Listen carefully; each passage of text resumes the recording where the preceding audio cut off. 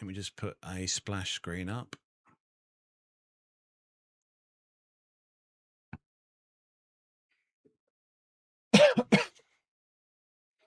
Haven't had any push notification yet. Should be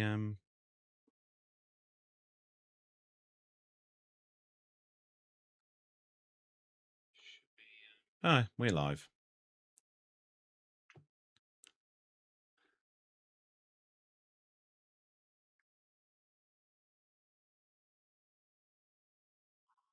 Hello.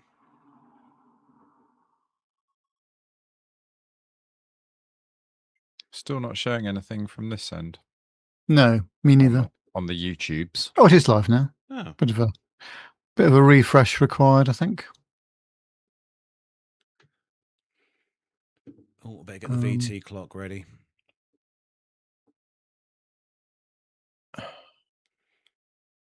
Funny enough, I've just refreshed my browser and all the chat has gone.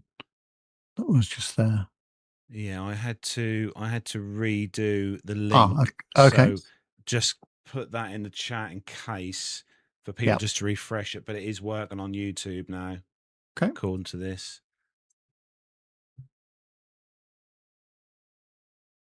I'm gonna hit the VT clock, Nev. I think we're there, aren't we? Yep.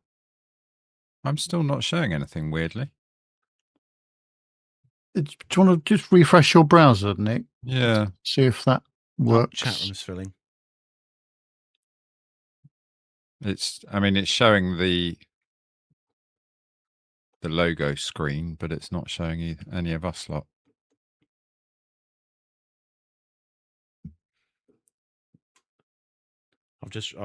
It's definitely working on.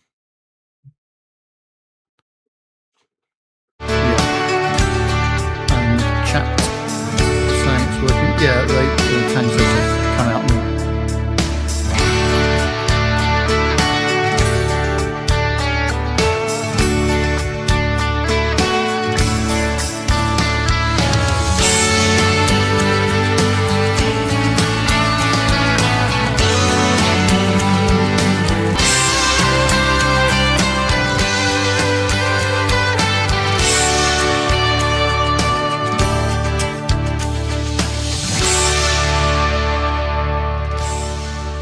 Well, hello and welcome to episode 607 of the Plane Talking UK podcast. I'm Carlos, and in this week's show, Wizz Air have scrapped long-haul Ryanair.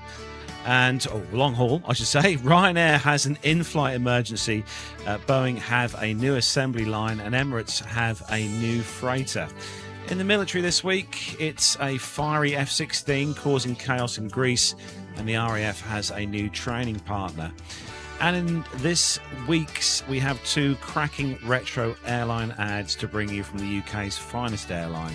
Plus, we head back to Priory Farm Airfield to talk to John London about flying something without wings. We're a little short-handed this week, and Andy is sunning his bits away.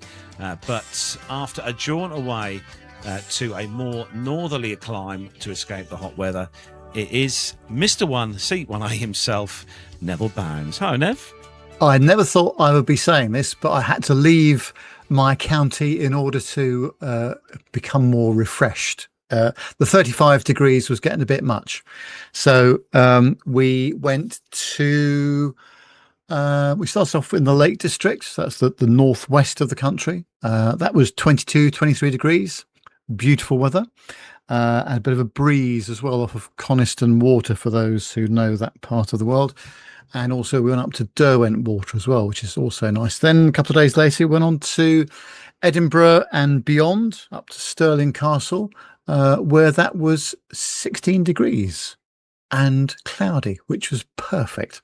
So that was quite nice, actually. And we came back on Sunday. But yeah, nice to just get away from the heat for a few days. Luckily, the heat is not as bad now, although I think we are going to be in for 30 degrees in some parts of the country again for a few days. But yeah, it was nice to get away just to have something a bit more manageable, should we say. Was that a trip out in the Ford, Nev? It was, yes. I had to use the Karcher K4 washer when we came back to get all the flies off of the front of it, as you can imagine. But no, it was very good.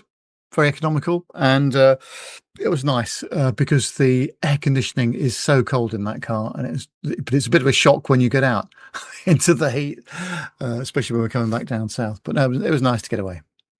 Oh, I'm glad you enjoyed yourself and had a nice break. Anyway, Nev, you missed the tail end of the heat and the hot weather that we've lost there. We're back to normal temperatures. Yeah, I think that depends where you are in the country. I think where you are in the east, I think it's a bit more manageable because you've got that easterly breeze coming off the North Sea. But other more central parts and even the westerly parts, they're still sort of going to be between 27 and 30 degrees, which is kind of all right as long as you don't get the humidity with it. It's when you get the humidity, it's just awful. But I remember when we went to Dubai, I mean, how hot it was there, but of course it's a very dry heat, so you don't get the humidity. And that's far more manageable, isn't it? It is a lot more manageable. And it's nice to be cool again and not have to lay on top of the bed, on top of the duvet, rather than, having sweating away with the heat. But I tell you what, Nev, I bet the various online companies done well with the sale of fans over the last few Oh, months. yes, absolutely. Yeah, it was. I mean, I think, and also people that install air conditioning systems, they're not short of work at the moment. But I think probably some of the manufacturers are short of product at the moment. So even though you've got people to install them, it's a bit like buying a convertible car.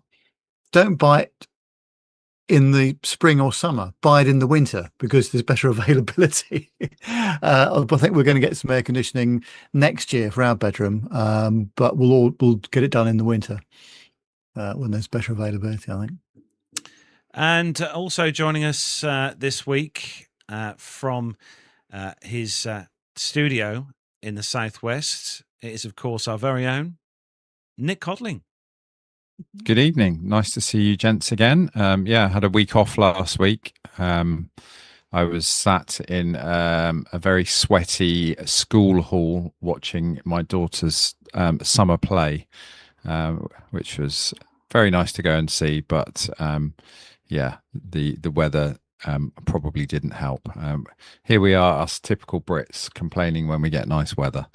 But yeah, it's a much more manageable 26 degrees here at the moment, which is pretty nice. And yeah, a bit like you, Nev, I think I might need to come and pay you a visit so that you can get all the dead stuff off the front of my motorbike. 'Cause it's, yeah, lots of little creatures that have ended their life. Oh, we've got a comment in the chat room, Nick, from Tanya. Says, "Where's Nick's hair?"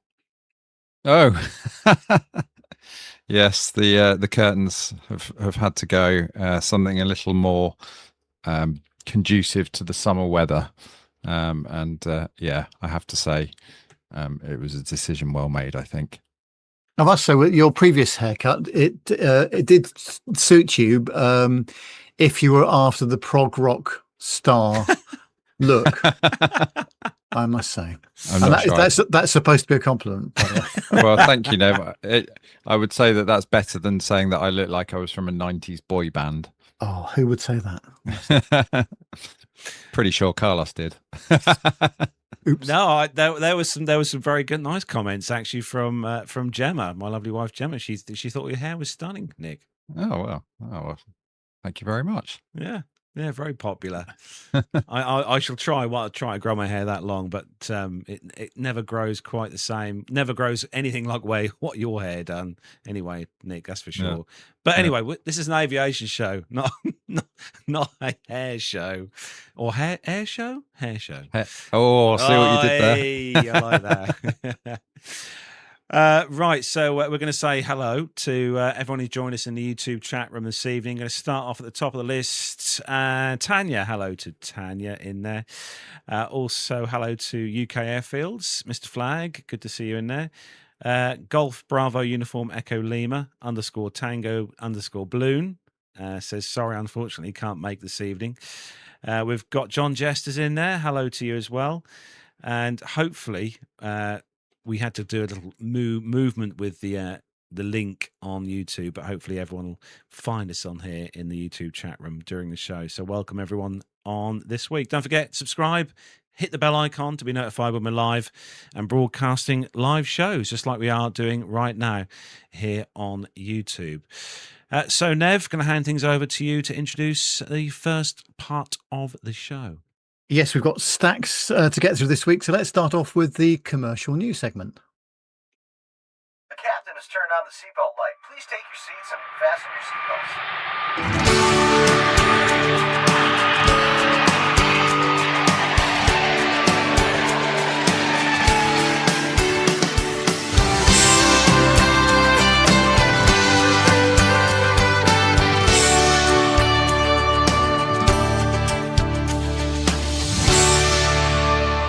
And the first story this week comes to us from mylondon.news.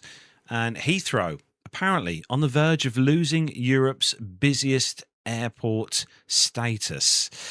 So Heathrow is on the verge of losing its position as Europe's busiest airport to Istanbul, new figures have shown. Just 3,012 more passengers used the West London airport than its Turkish rival back in May, Airports Group ACI have said. The airports both recorded 7.12 million passengers during the month. This came after Heathrow suffered a 1.2% decline from May 2025, when Istanbul enjoyed a 2% year-on-year boost. The former recently warned that the Iran-US conflict is putting a notable downward pressure on the traffic, with its Middle East routes down 25%. It said it expects its annual passenger numbers to fall by 1.1% this year compared with 2025. Despite this, Heathrow continues to operate its 2 runways at near full capacity, and it's seeking government permission to build a 3rd, as we all know. Proposal by the airport's owners would enable it to accommodate 150 million passengers per year, and some 84.5 million passengers passed through Heathrow's 4 terminals last year. Transport Secretary Heidi Alexander launched a consultation on the renamed Heathrow Expansion National Policy Statement last month, setting out the conditions needed if the project is to be given the go-ahead. Chancellor Rachel Reeves said at the time she was determined to get spades in the ground for the 3rd runway in the current Parliament and for it to be built by 2035, something I know Nev would definitely not agree with much. Well, it's not going to happen, is it? Not in that timescale. This has been talked about since, I think I'm right in saying, either 1999 or 2000. And here we are 26 years later, and there's still arguments going on about it, and there'll be objections and the usual business. I mean, I'm not at all surprised that Turkey has ended up, Istanbul's ended up being, the big hub that it is, also because of where it's positioned as well in the world. So I'd love to go there. It sounds like a fantastic airport.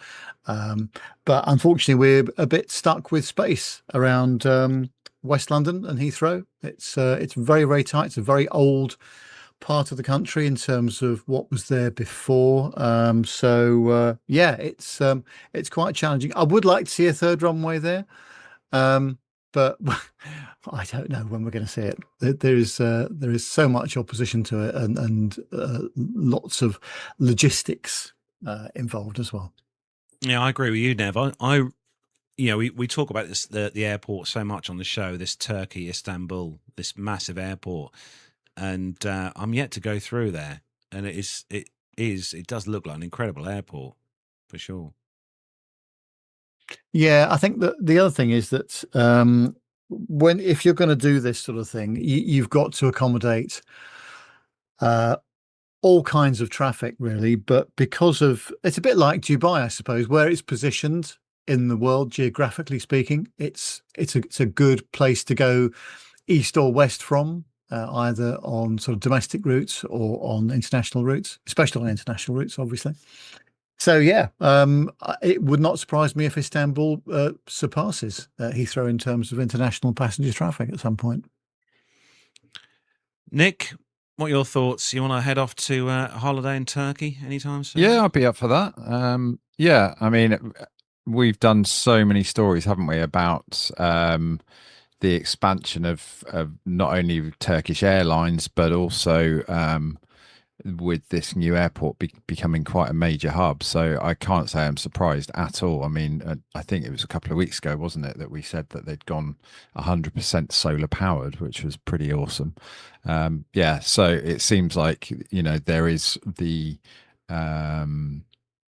kind of appetite for change and renewal and growth in Turkey that perhaps we don't seem to have here in the UK.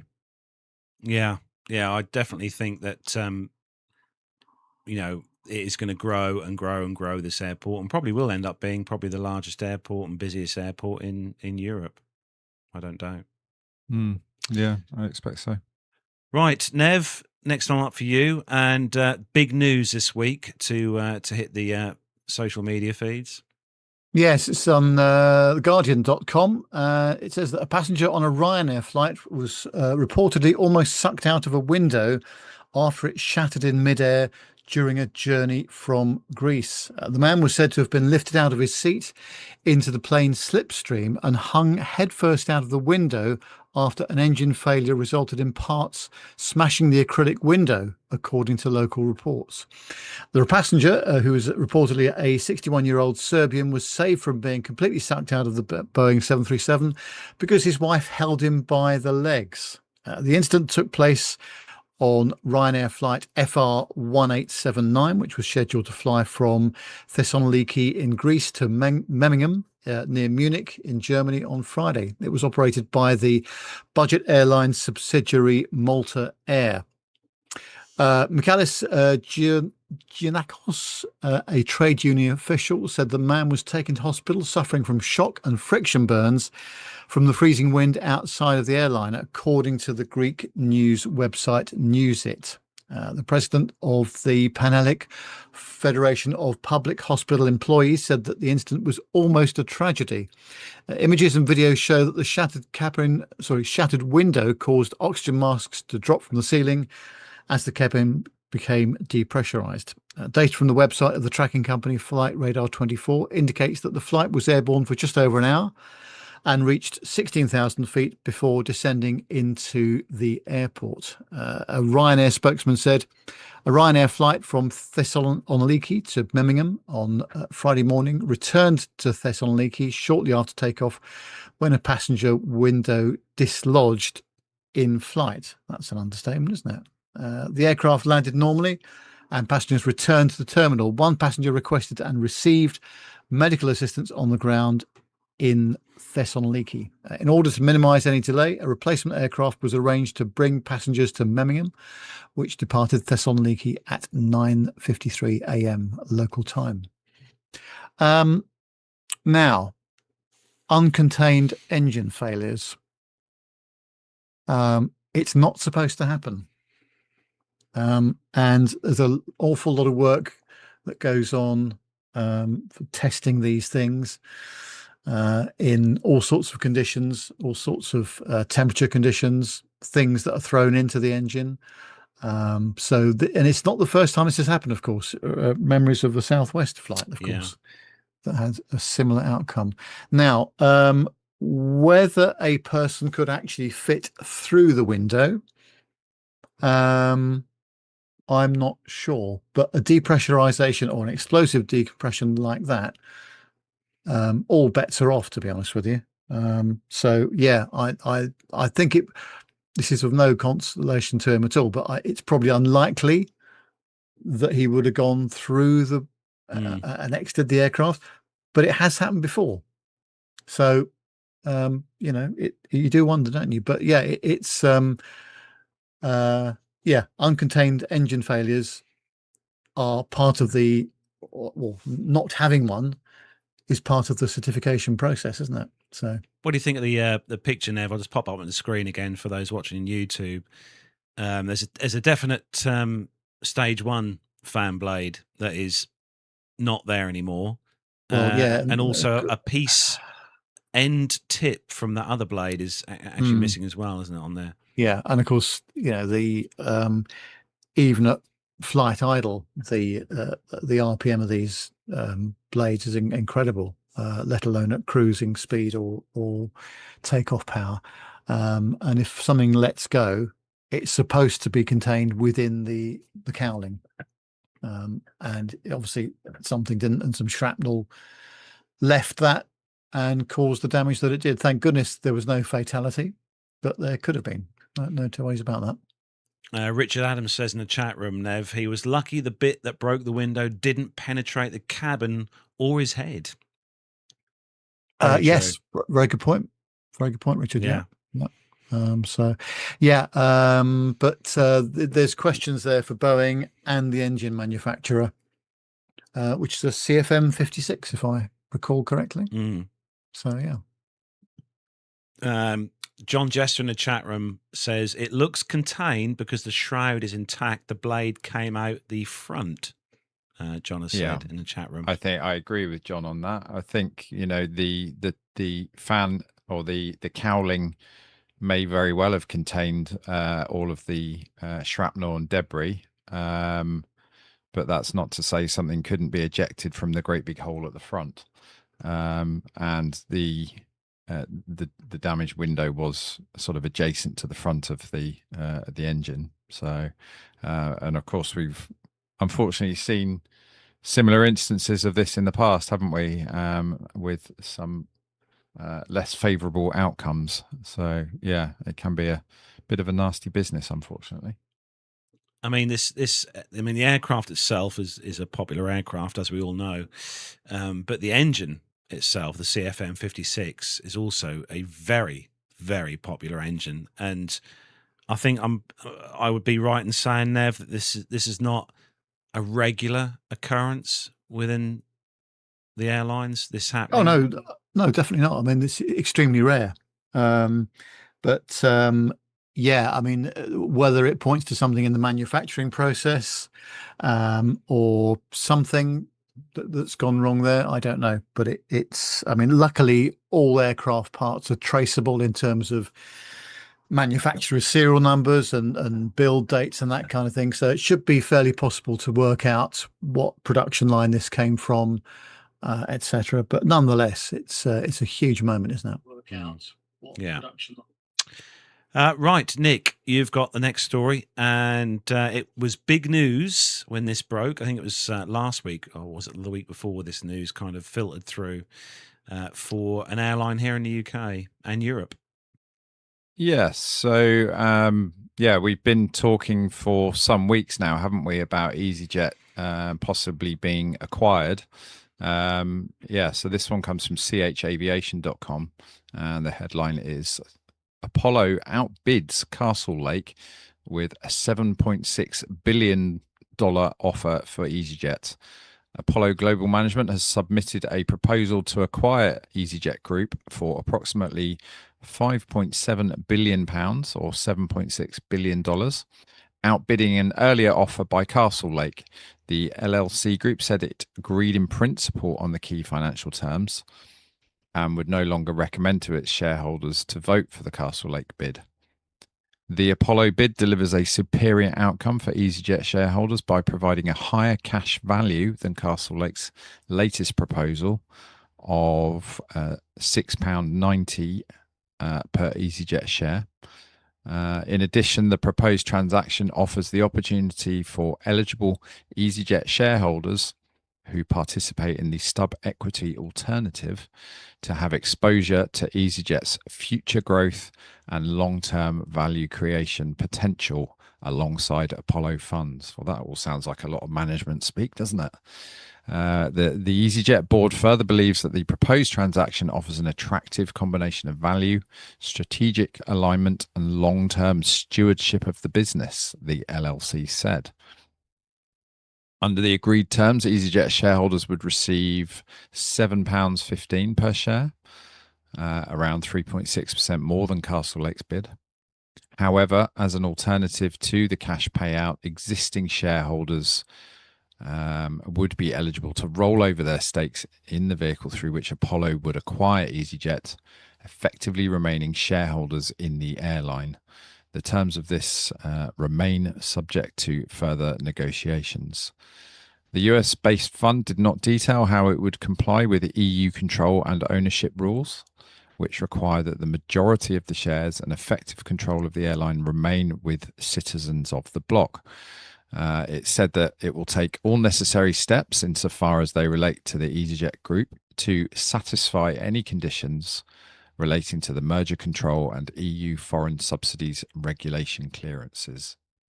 Apollo also explicitly confirmed it will retain the EasyJet brand.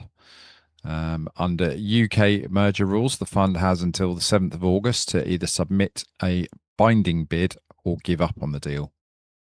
Rival Castle Lake, which has sought to buy EasyJet with increasingly high bids over the last 2 months, has agreed with the airline to extend its deadline for a binding offer until August the 3rd. Castle Lake's recent proposal, submitted jointly with other co-investors, including Brookfield Asset Management and industry veterans Peter Bellew and Mark Breen, both of them Irish citizens, value EasyJet at £5.5 billion on a fully diluted basis. Apollo owns a 50% stake in Atlas Air Worldwide Holdings, the parent company of Atlas Air, and a 12% stake in Sun Country Airlines until it's the completion of its takeover by Allegiant. So, yeah, I'm sure that, we're all extremely familiar with seeing the white and orange planes in our skies, aren't we? And I was up near Bristol on Saturday, and it seemed like every 2 minutes there was another EasyJet going over. So it's, I'm sure we all want to see this airline persist and remain as it is. It's, I think it's, for me, I've always felt like it's been kind of more closer to a legacy airline than a budget carrier. And I'd be certainly very sorry to also see there's I think there must have been some complexity in the acquisition as well, because it's got 3 entities. It's got EasyJet UK, EasyJet Europe, which is based in Austria, and EasyJet Switzerland as well. So one of those is in the EU. Switzerland kind of is and kind of isn't, and the UK subsidiary is outside of it. But also in terms of operating numbers, I was a bit surprised about this. Now, obviously, I know that they don't own all of their aircraft, and they lease a number of them, and they lease the engines separately. But they've got 355 aircraft operating 1,207 routes across 38 countries and 164 airports in terms of destinations and what have you. £5.7 billion sterling doesn't seem enough for what is a not by US standards, I realise, but by European standards, a very large operation. Yeah, I did think that when this story broke, actually, Nev, and when they said those figures, I thought that was, although it's a lot of money, there's no doubt about that. But like you said, Nev, for the size of the operation that is, it's cheap, a bargain. But you see, it's all about shareholder value at the end of the day, isn't it? It's I mean, it's the fact that EasyJet it happens to be an airline. It could be anything.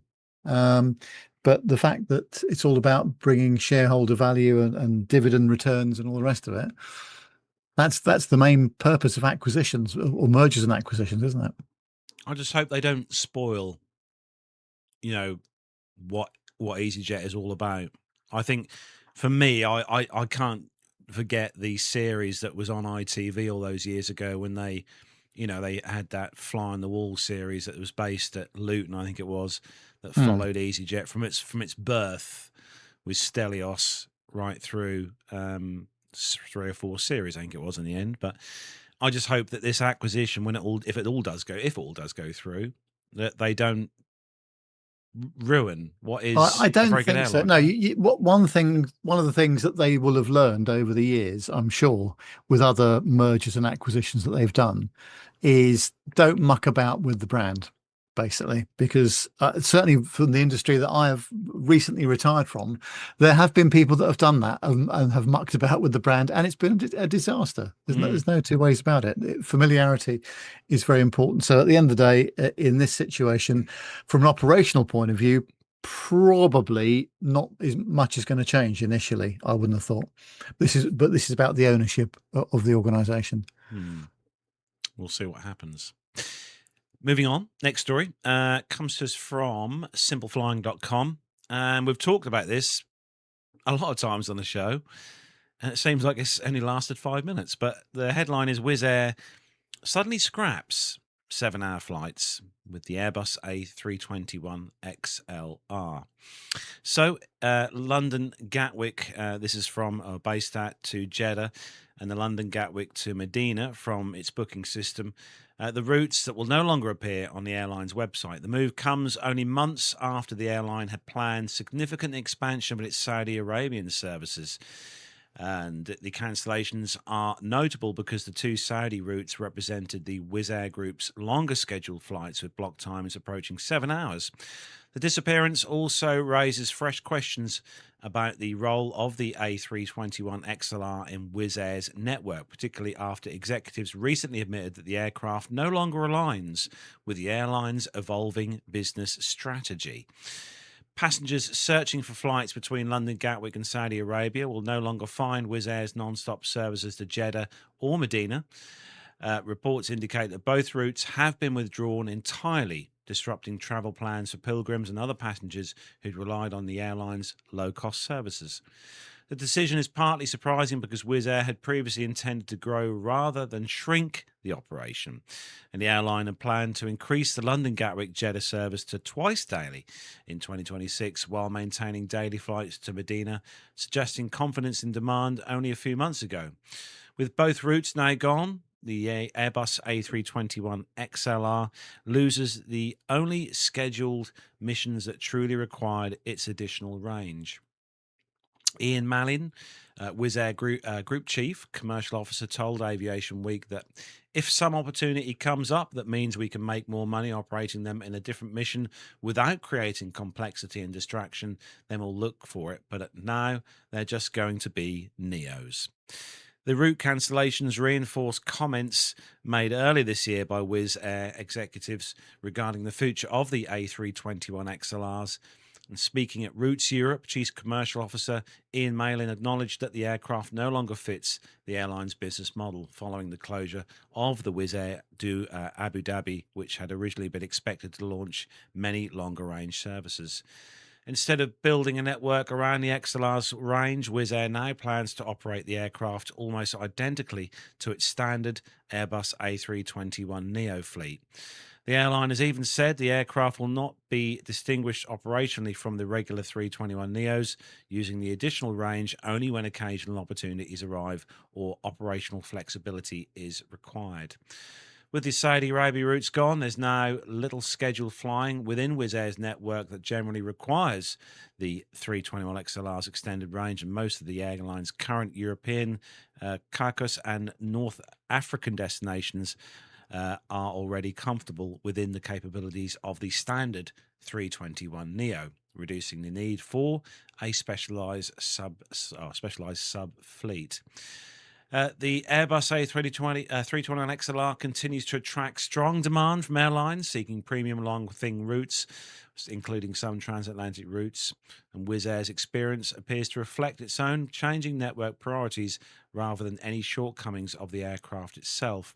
Instead, the cancellation of its nearly 7-hour Saudi services illustrates how quickly airline strategies can evolve under force majeure circumstances, and now even one of the industry's most capable new and narrow-bodied aircraft can become a solution in the search for the right mission.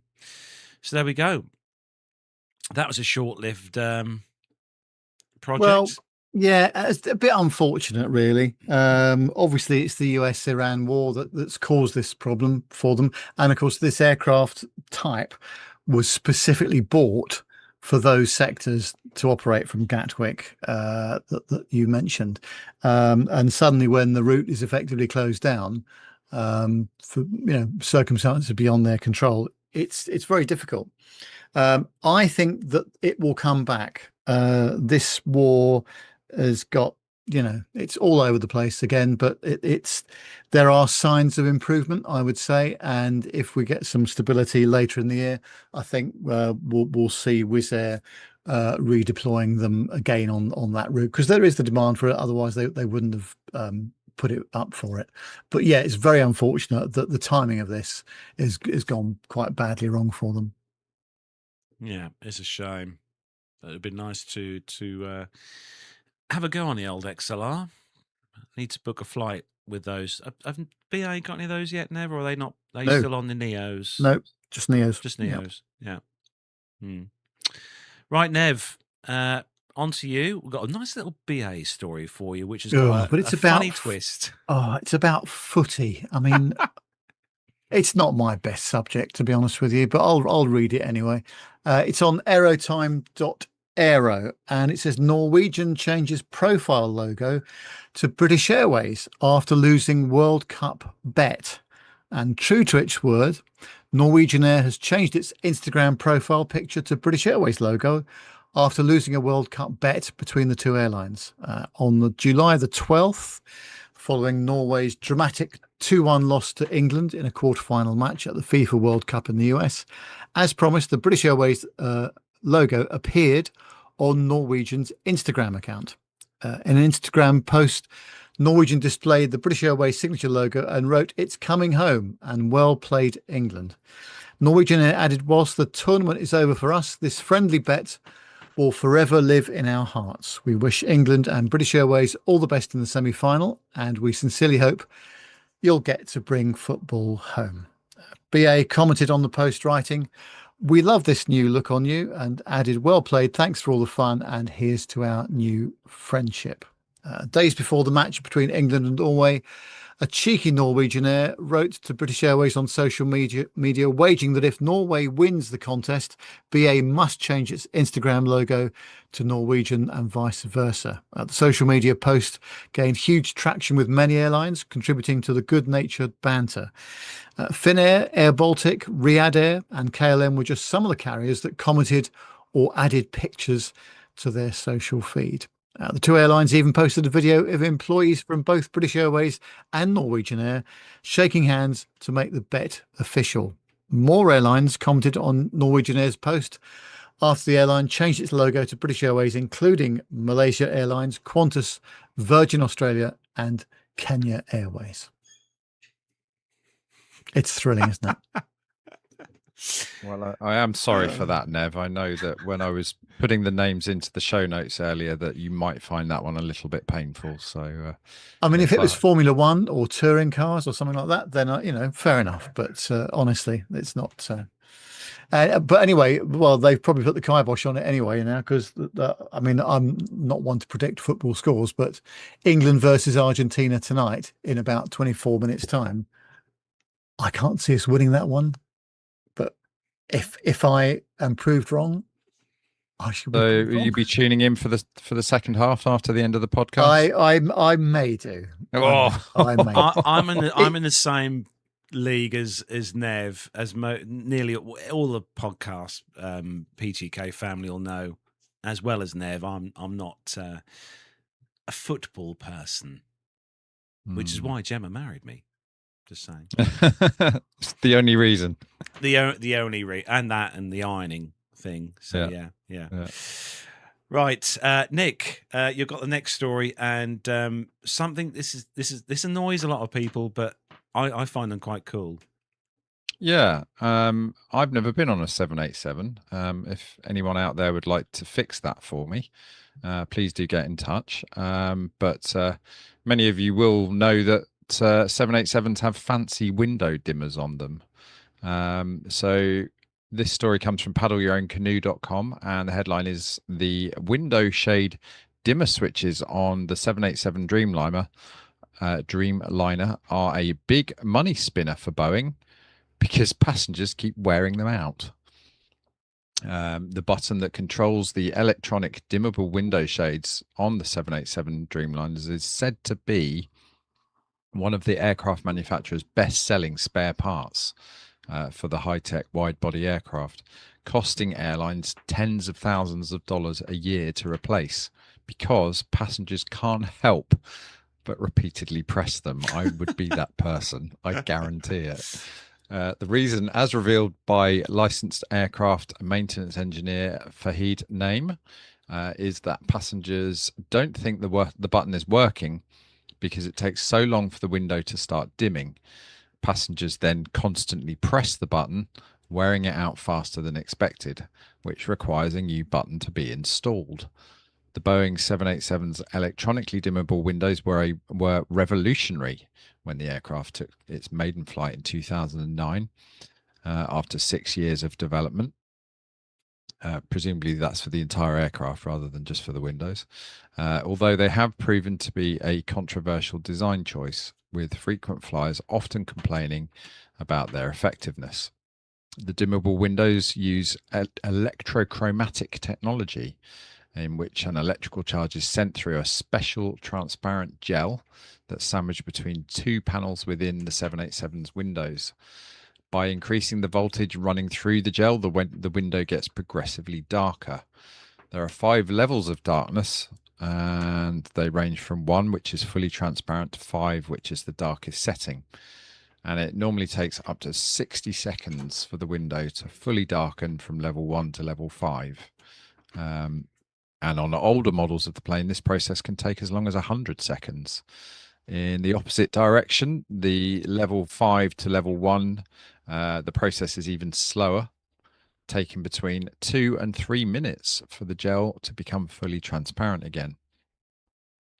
The control button on every window has a blue LED light to indicate what level is being adjusted to, but it doesn't appear that passengers often pay much attention to this.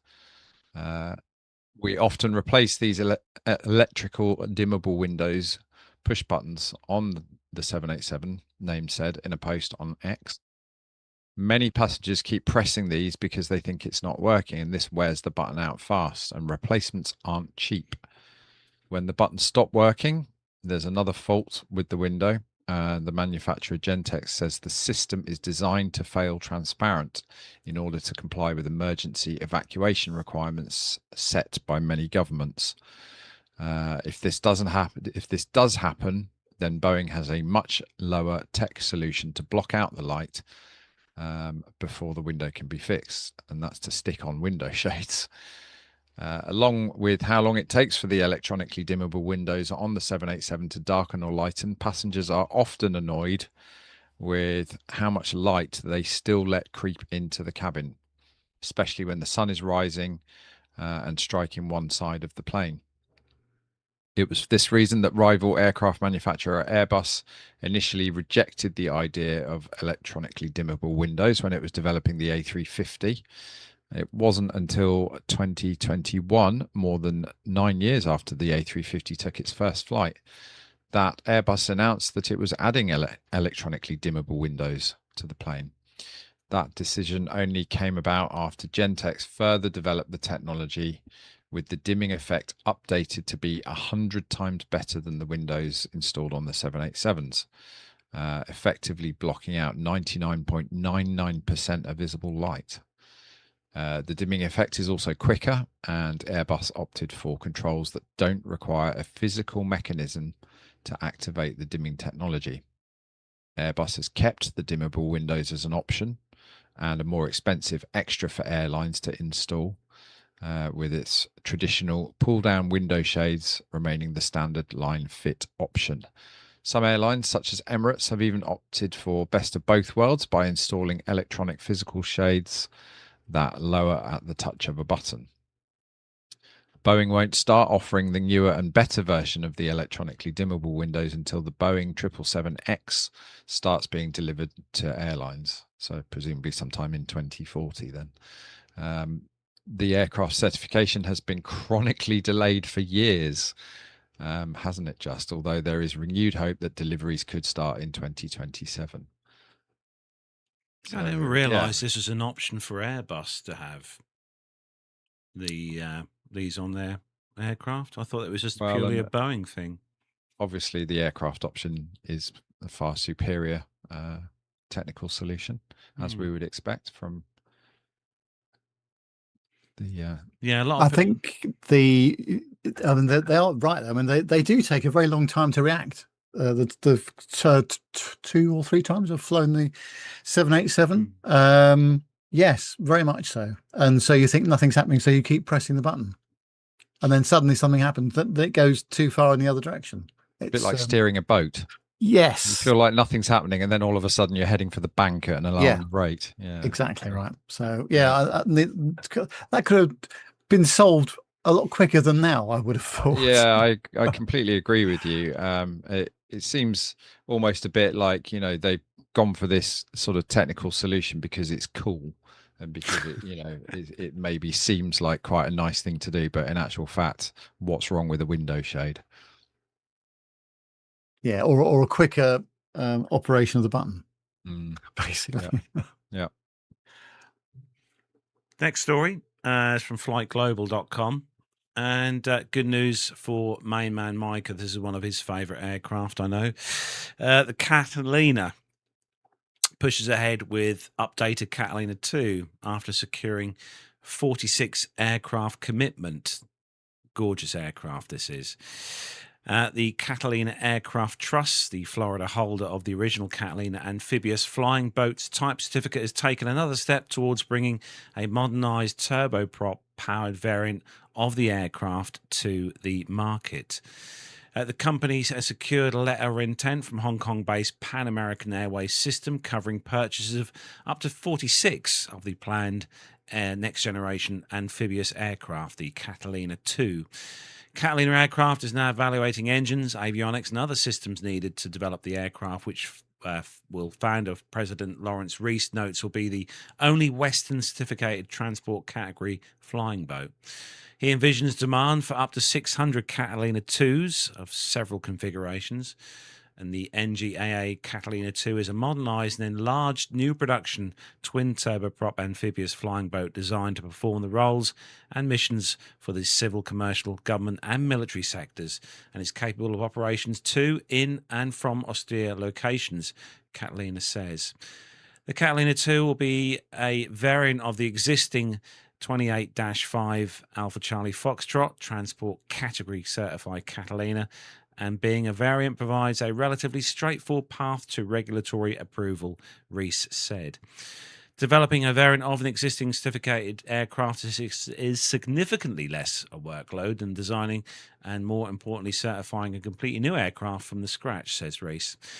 Pan American Airways system says the Catalina 2s will be the first flying boats to operate under Pan Am's classic winged globe logo since April 1946, and the cabin will be uniquely configured to the specific needs of high-end passengers. Pan American Airways system says has the authority to use the logo via a licensing agreement with Pan American World Airways, the California owner of the brand. It plans to initially operate the Catalina 2s on trunk routes within Africa, such as between Alexandria in Egypt and Cape Town, with stops at luxury resorts like Zanzibar and natural landmarks like Kenya's Masai Mara Game Reserve, Victoria Falls, and Lakes Albert, Malawi, and Victoria.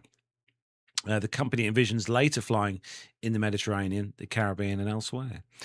The aircraft will have Art Deco design style cabins with 10 ultra reclined seats, a galley, lavatory, and observation area with views through the Catalina 2's aft blister windows, Pan American Airways system says. It gives you a view of the world you've never experienced, Rees said. Consolidated Aircraft developed the Catalina-powered twin Pratt & Whitney R1830-92 radials for the US government back in the 1930s. The type greatly aided the Allied war effort as a rescue and anti-submarine and surveillance aircraft. Its crews, for instance, were the first to spot the German Navy's battleship Bismarck, which the British then sank. Post-war Consolidated converted some of the aircraft to 28-5 ACF commercial variants, and while aiming to begin deliveries in 2029, Rees notes the pace of progress depends largely on the FAA, which has its hands full with an unprecedented number of new programs under review. So we've seen this aircraft quite a few times at Duxford. We've got one based here at the Imperial War Museum at Duxford. And what are your thoughts, Nev, on the Catalina? No, it's absolute classic, isn't it? And I would imagine that keeping the thing running will require an awful lot of maintenance, a lot of skilled engineers to keep the thing flying, to keep it airworthy. But no, it's great, isn't it? Nice opportunity, something a bit different. But yeah, radial engines from the 1930s. Gosh, that's quite a thing, isn't it? To keep going. But no, it's great to see it. Yeah, we've got some pictures. I'm just going to pop these up on the screen for those of you watching in YouTube world of the Catalina. And we've been lucky, as I said, to have this flying not just over Duxford, but also over here as well. The guys tend to bring these across here on the kind of flights after they've done their maintenance work during the shutdown over winter. So we're lucky enough to see the Catalina flying over here. But it'll be nice to see this back in the skies again, and it's definitely, I'd say, a luxury transport aircraft, Nev, especially with the plans they've got for that luxury interior and those 10 long recline seats. No, it is. It looks absolutely fantastic, and no, would love to see it in real life. Definitely. Yeah, definitely. Looks like it's going to be going with PT6 turboprops. Is it? Yeah, okay. which makes an awful lot of sense because obviously, very widespread use in propeller-driven aircraft, and very reliable, good performance. So, it looks like a pretty cool aircraft actually. Really smart interior. Nev, you've got the next story, and we all know that Boeing have got a slightly long waiting list for aircraft, so they're changing things. Things are ramping up. Yes, it's on flightglobal.com, and it says that it was 11 years ago that Boeing opened a third 737 assembly line at its Renton site with the goal of increasing output from 42 to 52 jets monthly. By 2018, the airframer had hit that 52 per month target and was shooting for a rate of 57 the following year. But the 2019 737 MAX grounding prompted Boeing to haul back output, and production never recovered amid the ensuing COVID-19 pandemic and a string of high-profile quality problems. But fast forward to today, and Boeing is working to hit the rate of 52 for the second time. But on this occasion, it tends to do so not only using the 3 Renton lines, but also with a new opened fourth line 30 miles up the road in Everett. The North Line, which is a $1 billion project, became operational on the 6th of July when workers started outfitting a 737 MAX 10 fuselage destined for eventual delivery to Canadian carrier WestJet. The milestone marks the most significant 737 production change since Boeing began assembling the narrow body in Renton in 1970. Jennifer Boland Masterson said, who's the Boeing North Line Senior Director, we're going to be building in exactly the same way. So it's a collaboration of both sites. She said, speaking on the 8th of July on the Everett factory floor. Located in a space where Boeing formerly built 787s, it's since consolidated Dreamliner production in South Carolina. The North Line represents more than an expansion facility in final assembly capacity. It reflects an effort by Boeing to increase production without sacrificing quality and without pushing Renton to its limits. Boeing has since slowly ramped Renton's 737 output, saying that in May it's accelerating from 42 to 47 jets monthly, with a bump to 52 to follow. This is where the North Line comes in. She says that the Everett expansion will make a rate of 52 possible and enable production to soar even higher. The company this week opened the North Line to reporters, detailing an assembly process closely matching Renton's. And just gone on the 10th of July, it hosted workers and local and national lawmakers at the North Line to mark the site becoming operational. The North Line occupies the east side of Boeing's sprawling Everett site and like Renton contains 10 production stations. Also like Renton, the North Line will receive 737 fuselages from Wichita by train, which is a spur off the rail line to Renton, which connects to Everett. Boeing is not going to produce the 737 wings in Everett, though. Renton will retain that work, shipping the wings painted, sealed, tested, and mated to wing boxes via road to Everett. So that sounds like quite an expansion, doesn't it? I'm just looking at the backlog, Nev. Apparently, Boeing's total commercial backlog currently stands at just over 6,800 aircraft, representing roughly 10 years of production. Well, they better get their foot down, haven't they? But yeah, I mean, they've been hit with all sorts of things, and also, operational stuff, but also the COVID-19 pandemic as well. I mean, there's a lot that's happened in the last sort of 6 or 7 years that's caused trouble here. But no, it's good they're expanding it so that the Renton is not going to be overrun, basically. We're talking about money earlier, Nev. The order book apparently is valued at an estimated $576 billion at the moment. It's a lot of money. A lot of money. Yeah. Just the thought of them building 52 jets a month. And that's just the 737. I find that absolutely extraordinary. It is amazing. And it means jobs as well, which is the important thing. As we always say, it means jobs. Jobs is important. Definitely. Nick, sticking with you for the next story and moving to a slightly bigger aircraft. Yep. So I think we have a video to play out at the end of this one. So if you're watching on YouTube, make sure you're sticking around for that one. This is from aerospace.globalnews.com. And the headline is Emirates Sky Cargo introduces its first Boeing 777 passenger to cargo converted freighter. Emirates Sky Cargo has introduced its first 777-300 converted freighter. The aircraft, first introduced by Emirates in 2006 as a passenger carrier, has been converted to a dedicated freighter to supplement the company's cargo fleet, adding capacity at a fraction of the cost of purchasing an entirely new aircraft. The first passenger to freighter converted aircraft has just joined Emirates Sky Cargo's growing fleet. Registered as Alpha 6 Echo Bravo Kilo, the aircraft, referred to as a 777-300 ERSF, has become the 6th new freighter aircraft inducted into Emirates Sky Cargo operations since March 2026, as the operator expands its worldwide network of dedicated all-cargo services.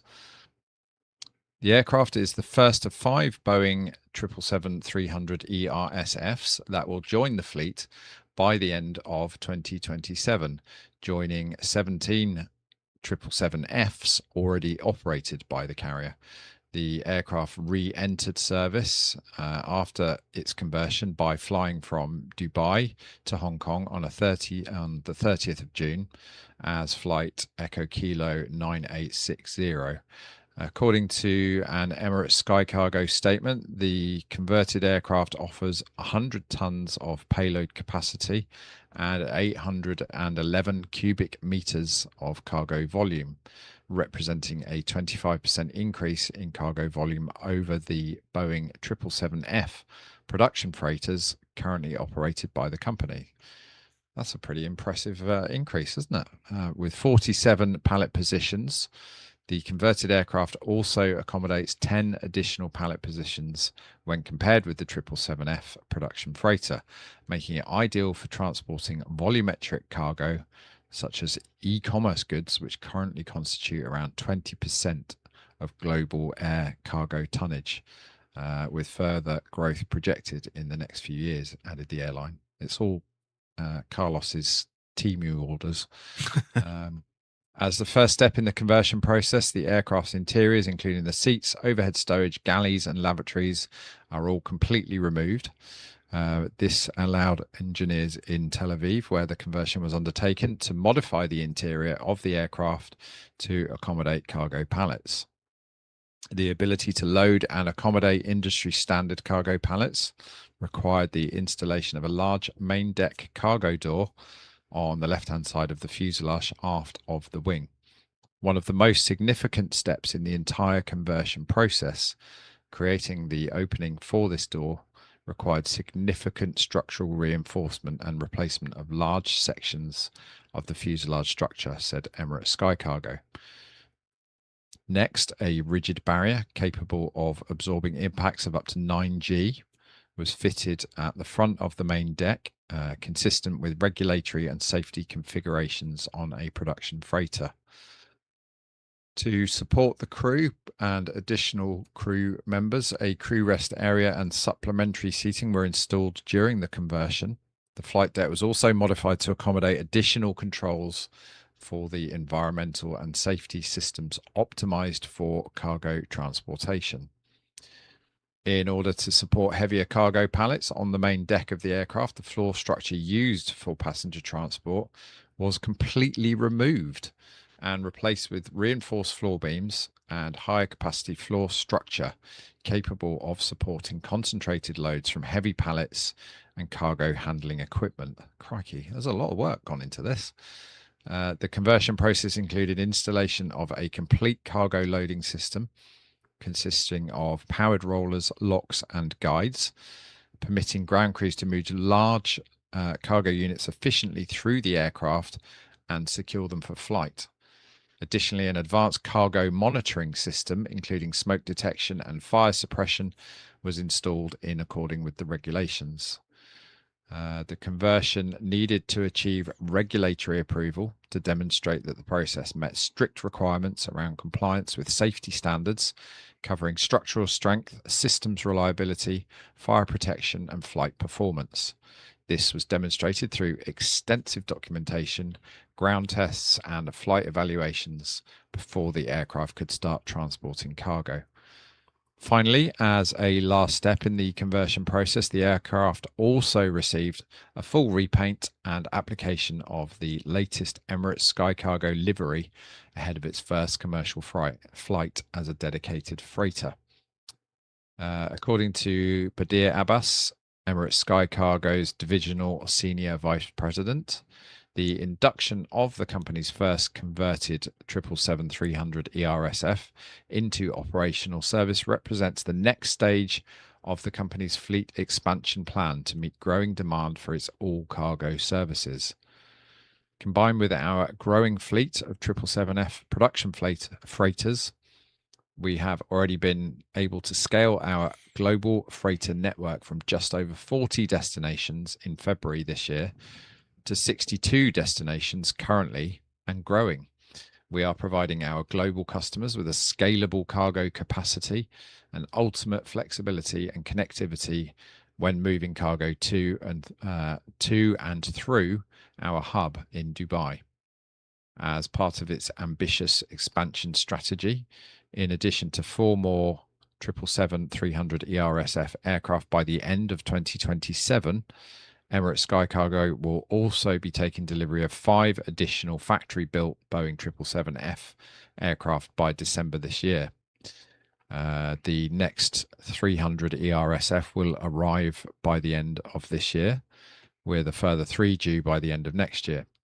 According to the carrier, this expansion of capacity is allowing Emirates Sky Cargo to provide further customer choice and flexibility, as well as support critical global supply chains and trade lanes. Well, that's a pretty impressive conversion they've undertaken there. They've ripped out all the floor, stuck in a new cargo door, completely redone all of the internal structure. It's pretty extraordinary. It's a bit of quite a full rebuild, really. But that additional 25% volume is pretty compelling, I should imagine. Yeah, it is. And John Jester in the chat room says it's a great looking aircraft. The floor replacement was a big accomplishment in order to handle the freight. And he's right. I mean, you know, the importance of freight, especially in that part of the world, being that the hub that it is, is absolutely incredible. And of course, it's such a huge, important revenue generator for the airline and the handling folks, isn't it? So yeah, great aircraft to see it. Mm. Right, should we run the video, watching transformation?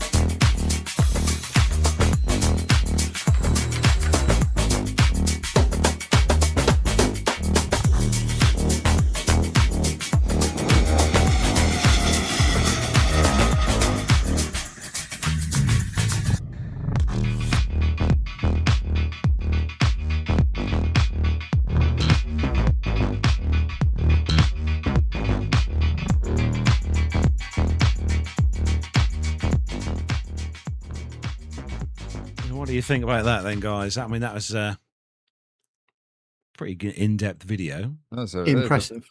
That's a Impressive. handsome-looking aircraft, isn't it? And Mm.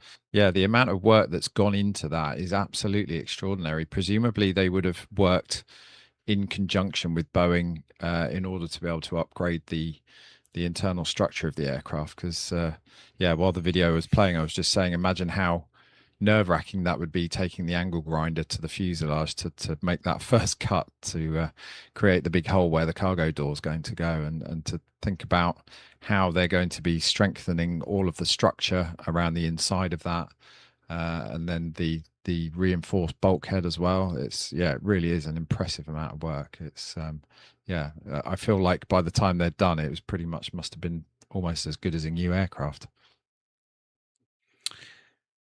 Well, we shan't get a chance to fly on it, unfortunately, Nick, unless you are a Temu product or another manufacturer.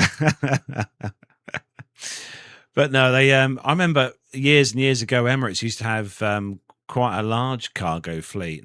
I'm fairly confident they used to operate the 747s, didn't they, on the cargo variants with their setup. I'm fairly sure they did. Had the 74s on their fleet, but yeah, cargo's a big thing now, especially with the amount of stuff that people order online now. Cargo shipped through the air is becoming a huge business, and I know John Jester definitely would agree with that because it keeps him in the air. So yeah. Right, next story is coming to us from this is who brought us this one again, Nick? This was actually came via Armando, but I think somebody else may have sent it I to think it's him. actually from our good friend Ray Davis, actually. Right. That's right. Yeah, Sent in. apologies. I was trying to go through all my messages earlier in the day to find out who it was. So, yeah, a big thanks to Ray, and anybody else that wants to send in stories. We're always very happy to hear from you. So, yeah, it's always good to get those in the show. So this is Qantas's freighter makes history at Western Sydney International Airport. So this happened just recently. The first cargo aircraft to touch down at Western Sydney International Airport was delayed by a typhoon and technical issues. But the flight captain, David McCutcheon, pointed to a last-minute aircraft swap and a minor mechanical issue to explain the more than 1 hour setback in arrival time on Monday afternoon. He said we needed an engineer to come and rectify something on board so these things happen, he said. Qantas Freight Executive Manager Igor, my word, now this is one heck of a surname, Kwiatkowski, I think I'm just about there, said that while it was always disappointing to have a delay, the aircraft change was due to unforeseen circumstances. The delays were really down to there's a typhoon off Shanghai. We had an aircraft in Shanghai that was coming out, and that caused the delay. Hence, we had to make an operational change on the morning, he said. Despite a wayward start, the touchdown of the Qantas A321 freighter at 2 p.m. marked a major milestone and the culmination of years of anticipation. Mr. McCutcheon said the flight ran very smoothly. Staff on board were very happy with the flight. He said it's a big honour and something you don't get to do much in your career in terms of bringing your first flight into a new airport. Western Sydney International Chief Executive Simon Hickey said the successful flight signified the airport freight project coming to fruition. The cargo precinct here is really going to service the world, he said, and it's going to connect jobs in Western Sydney International and create opportunities that don't exist today, he said. We're really hitting the end of the runway here at WSI, and it's exciting to see the Qantas 321 land here and starting our test flights before we open at the end of the month, he said. The 24-hour precinct is set to substantially enhance Sydney's air freight systems and aims to support the movement of 220,000 tonnes of cargo annually. While the facility currently boasts half the capacity of Sydney Airport, the infrastructure has the growth potential to move 2 million tonnes per year in the future. Acting Minister of Transport, Kirsty McBain, welcomed Qantas Freight's first trial flight to Sydney's new airport. She said it's the largest plane to land at Western Sydney International Airport so far as we get ready to open for freight services, she said. And thanks again to Ray Davis and Armando for sending that in. And as Nick was saying there, we do encourage you, if you find a good story, send it in to us, email it in to us. More details on where you can send that later on in the show. So again, the 321 being put to good use. I reckon this is going to become quite a popular cargo aircraft, Nev, for companies to use as 321. Yep, I think so, and also the fact that the amount of tonnage they're talking about here is huge, isn't it? So it's again, as I said before, the cargo business is important. It's often forgotten when we talk about, or when, put it this way, the mainstream media talk about aviation. It's always talking about passengers. It very rarely talks about cargo, and this is another example of how important that service is. Right, Nev, next part of the show, exciting part for many listeners. It is. It's the highlight, in fact. Retro Airline Ad of the Week is next. And this week, it's a nod to the UK's greatest airline, British Airways, of course, where we go supersonic with Concorde. Then it's a more down-to-earth advert with a theme some will say goes well with tonight's big sporting event. So let's start this week's Retro Airline Ad at Mach 2.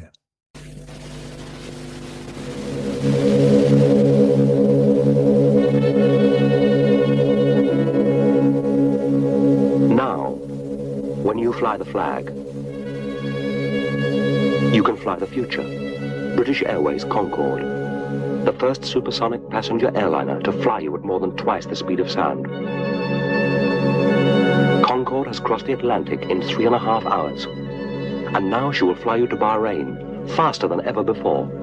It's all part of taking more care of you, giving you what you need, first, best, and fastest. Fly the future. Fly the flag with British Airways.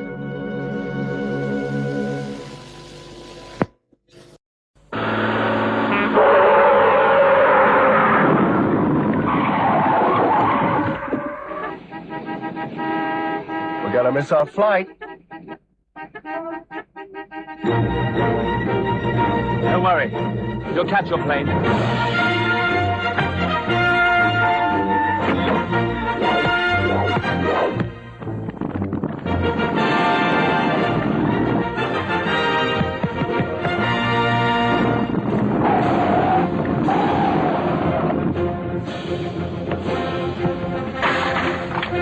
You missed one. Better fly. Over the last 2 years, everyone at British Airways has been trained in the art of putting people first. We seem to have taken it to heart. No wonder British Airways is the world's favourite airline. What do you think of that? I'd love to have been in that production meeting. Hey guys, I've got this really good idea. Oh dear. Well, I mean, if you're listening on as an audio podcast download, go over to YouTube and have a look at this. It's hilarious. I don't remember it. I have to say, I don't remember seeing that advert. But I definitely can remember that BA advert with the footballs. I don't know why. I have to find out what year. What that is was it from. about advertising executives where I think sometimes you see something on telly and you think a bunch of professionals sat around a table and said this would be a good idea, and and presumably spent quite a lot of money executing it. Probably one of the big agencies like Saatchi and Saatchi, I would imagine. Back in the day, where let's face it, advertising revenue was important, but also the amount of money that was spent on advertising was substantial, and that would have cost a lot of money to produce, let alone the playout fees for the various networks. Yeah, that CGI was incredible. Didn't Captain Al used to work in advertising? He did, yes. Oh, well, there we go. Yeah. Look what happened to him. Yeah. That explains a lot. Yeah. But looking at that Concorde ad, Nev, that was when BA's livery was just sort of plain but very crisp and clear. Yes, it was. Yeah. Yeah. And after all this time, after 2003, when it finished flying, I still miss it. But there we are. We can't go back there, can we? Right. Moving on to the next part of the show. And it's interview time, where we are going to head back to Priory Farm Airfield and the Father's Day flying for a chat with John London, who flies something that doesn't have wings. Still at Priory Farm for the Father's Day flying. My dad's been here. He's now off to go and have Sunday roast. You can probably hear there's various aircraft still arriving here. It is a packed airfield. I'll show you some footage on that a bit later on. But I'm here with John, who flies something slightly different to the normal fixed-wing aircraft, don't you, John? Yes, indeed, yes. What is your aircraft of choice? So mine is a Thunder and Colt 105 hot air balloon. Okay, slightly different to a fixed-wing. Absolutely, definitely. A little bit more restrictive on when and where we can fly, but yeah. So is it a business or is it your own pleasure kind of thing? No, it's my own pleasure. They're looking at going commercial at some point, but yeah, at the moment it is just for pleasure flying. So only passed a couple of years ago, so relatively new to the sport, but yeah. So what's it like? Where do you start? Obviously, with flying fixed wing, you go and get your PPL. You do a multitude of exams, hours, and then tests and stuff. How do you get to become a balloon pilot? So pretty much exactly the same. So we have to do a minimum of 16 hours within a 2-year window. So as a rolling window. So even if like for me, I started in 2018 flying. Due to COVID, obviously that shut everywhere down, so we couldn't fly. So I lost all my hours. So you've got to have 16 hours within a 2-year window. So 2 years ago, I was starting to run out of hours. I'd done all my exams. So again, a bit like the fixed wing, we have to do sort of 5 or 6 exams. Very similar courses to what the fixed wing guys do. But yeah, I went out 2 years ago to a place called Mondovi in Italy and finished my license off out there. Which was absolutely beautiful. It's a nice part of the world to do that. Yeah. So what I was going to say, how difficult is it to? Because obviously we see hot air balloons on the TV. I mean, I've seen them locally here. We're lucky to see them in the Waveney Valley area here flying. But how difficult is it to not only pilot a hot air balloon, but also to control? Because a lot of people kind of see it as once you're up, you're at the of the winds. Absolutely, we are mercy to the winds. It's not, I say it's not very difficult to pilot, but it's, we can't steer it. We can rotate balloons. So some balloons, mine especially, I can rotate the balloon. So I've got two, what we call turn-on vents. So I can rotate the balloon. So if I want to face a certain way as we're flying along, because the balloon will naturally want to rotate with the wind. But to get the left and right, we climb and descend. Generally in the Northern Hemisphere, we say it's right with height. So as you climb, you'll generally start to drift to the right. If you wanted to go down and to the left, you'll go left. So it almost looks, especially on a big event, like we had at the Midlands Air Festival a couple of weekends ago, there was I think on the Friday night, we had 90 balloons. And it almost looks like a dance we're doing, because we're climbing and descending, just trying to get tracks. And if we've seen a field we want, we'll use that wind to try and aim for the field we want. Doesn't always work. Sometimes the wind kicks us around more than what we expect. But then we're using visual cues. So especially soon, we're coming up to harvest season. So you're looking out for combine harvesters throwing up all the dust. That then gives you an idea of what the wind's doing on the ground. You're looking out for chimneys smoking and things like that. So let's think of this now. So if you're taking off from here at Priory Farm, and you've got a northerly wind, fairly strong northerly wind to within reason, have you got a plan ahead to where you're going to land in that northerly direction, or can you? So we can do. So we'll look at the winds. We'll look at the surface wind. We use GA Met on Mavis through the Met office, and they'll give us our surface wind. What is the wind doing on the surface? That's going northerly.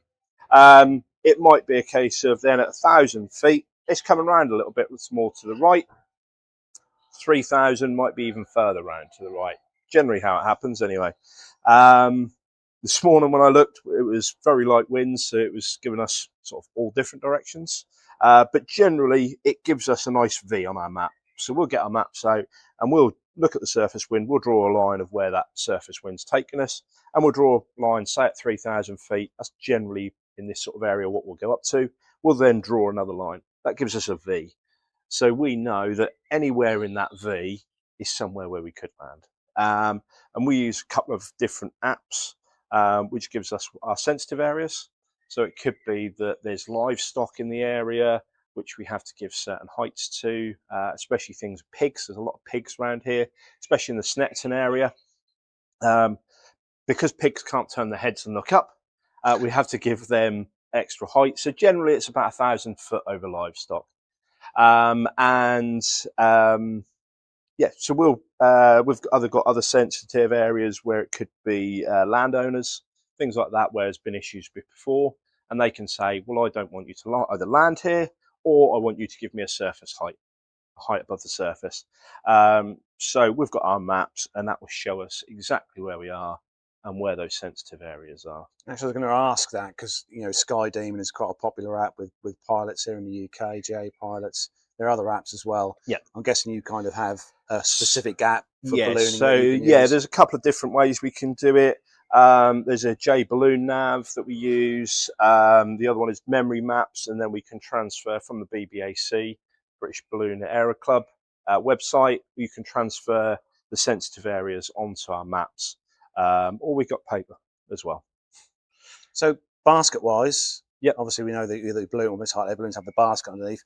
Is it just room for you, or can you take passengers? So for my one is a 3-man basket, so that's me plus 2. You can get bigger ones, so I was helping crew for one this morning. Although we didn't fly, we just got it out, stood it upright. That one is an 8-man per basket, so it's got enough room for 8 passengers plus then the pilot, so 9 people in total. But depending on the size of the balloon, so for my size balloon, mine's what we call a 105, so it's 105,000 cubic feet of air in size. So whenever you hear a balloon term, the size, or the number of it, 77 and 90, is how many thousand cubic feet of air is inside it. The biggest one is a 750, so that's 750,000 cubic feet. Haven't seen one in person yet, but they are like a bus. They have 36-man baskets. 36. And that Wow. is, yeah, I've seen the basket.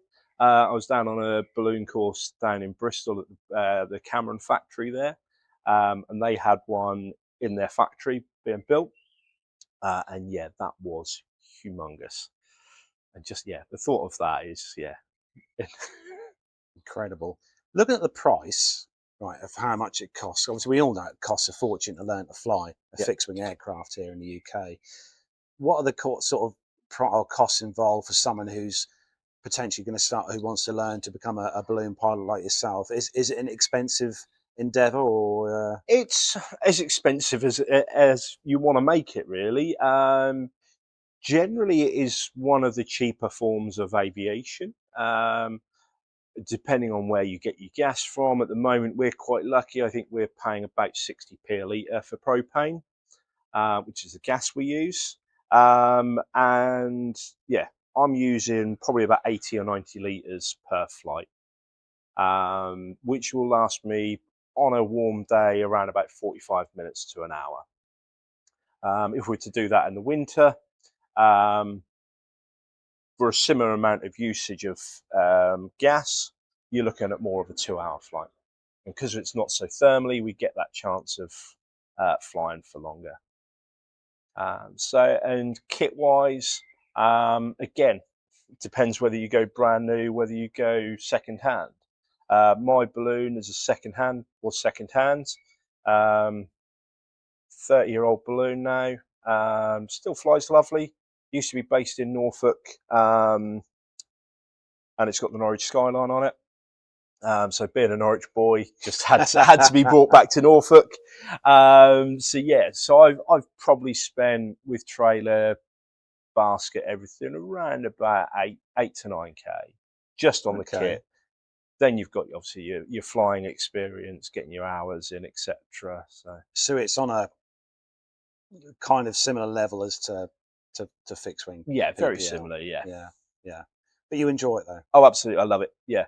The funny thing is this: being up in a balloon, because you are in the air, in the wind. Sorry, you don't feel the wind. There's no rush of wind going Because you're past going you with the because wind. you're going with Yeah. the wind. Yeah. And when you're not burning, apart from the tick over of the burner, there's no noise. So you can be at 1,000 feet and hear people on the ground. You can talk to people, wave hello, shout hello, and they'll hear you and they'll shout back. So yeah, it's very good. Oh, awesome! You must. Is there any kind of particular story you have, fun sort of story you have from your kind of time flying the balloon, or any particular places you love going within the UK? Because we've got some lovely areas around here. Absolutely, yeah. I've had some beautiful flights out of here. There was one, and it varies so much. You know, last week, a couple of weeks ago, when we were at Midlands Air Festival, the Friday night we flew for an hour and 10, and we covered probably a good sort of 10 miles. It was quite a long flight in the end. We took off from a place called Ragley Hall at the Midlands Air Festival, just outside of Ulster.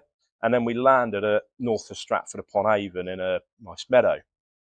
The next morning, we were up for half an hour, and I must have gone about 500 metres. And we were then flying with 126 other balloons, and we didn't leave the estate. I probably went the length of the runway here and in half an hour. And yeah, it was just so calm and unpredictable winds, but it made it challenging, but a really good fun flight. What's the future hold for you, John? What's the so overall at the moment, just hours building, working. So my next sort of goal is 50 hours. Then I can start look at doing commercial, go towards my commercial license. A friend of mine has just started up bucket list balloon flights. So with his 120, I can then start flying that on my initial commercial license. So looking at going commercial with it. So good? That sounds like fun. taken passengers as well. And for a lot of people, it is, you see them on online, absolutely love balloon flights. It's one of those special experiences, which I think, especially my wife, wants to do it as well. Yeah. It does look stunning. Yeah. Yeah, And it is. there's say, when you're up there, you don't, because you've not got that rush of the wind, you don't feel the movement of it. So it's pretty much surreal feeling, really, because the best way I can describe it is when you take off, is it feels like you're going up in a cherry picker, because there's no wind and you're just so smoothly going up. Yeah, it's so peaceful. The hilarious part is I'm scared of heights. Okay. You ask me to climb a climbing wall, I can't climb it. There's a ladder just there. I mean, even that I'd be a little bit shaky on. But get me in the balloon, and I think it's probably because I'm in control and I've got a nice basket round me that I'm a bit more feeling comfortable. There's some balloons, what we call a hopper, which is a very small balloon, which basically is a seat with a gas tank strapped either to your back or you sit on the gas tank. That one I'm a little bit like, maybe not just yet. But wow. We'll never say never, but we'll see how I feel. Going to wrap up. I'm going to ask you one more question, and it's a kind of put you on the spot question. Obviously, we're here at Priory Farm Airstrip. There's a lot of general aviation fixed wing aircraft around. I know you fly, you pilot a balloon, but if you were given the chance to go and fly in the aircraft right now, regardless of what it is, commercial, fixed wing, GA, military, you know, what would you love to go and have a go in now? It would have to be for me a Jaguar. Jaguar. Yep. I grew up in Helston in Norwich, on the flight path in RAF Coltishall. So my first love of aircraft and first sort of memories of aircraft is just seeing the Jaguars going into Coltishall and going and sitting up the old 2-2 end of Coltishall with four of them on reheat.